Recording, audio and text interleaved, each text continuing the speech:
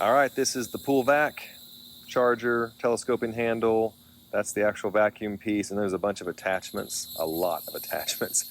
I'll show you how it works. I'll just take 2-3 minutes just to show you everything I can tell you, but overall, I like this thing and it works. Now, I needed one because this is my hot tub. My pool cleaner will not go in the hot tub. It's just not designed for it, so I'm always getting like wood chips and leaves and bugs and stuff.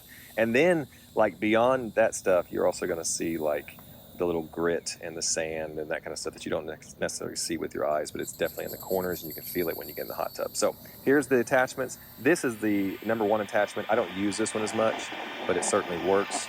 It's got a little roller on the end, and it's just vacuum. What's kind of cool about it is it has this little chamber that collects everything in it so you can kind of see it, but I don't use that one as much. I use the other one. It kind of looks and feels more like a normal vacuum, but this certainly does work. Like I said, there's lots of attachments. This is the one I like to use. All right, so again, you just push the power button and it starts sucking all that stuff up. So again, here leaves and roly-polies. Sorry, this part was a little bit blurry. My camera lost focus. Roly-polies, grit, sand, all that stuff, and it just powers through it. Of course, here I am filming with one hand and vacuuming with one hand, but it worked.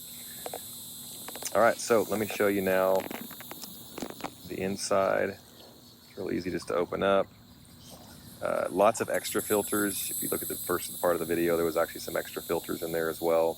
These little baggies will just work over and over and over. There's nothing's gonna break on this. This is just totally reusable. So anyway, but I picked everything up, and especially that stuff, all that little grit and stuff. You feel it on your toes when you get in the hot tub.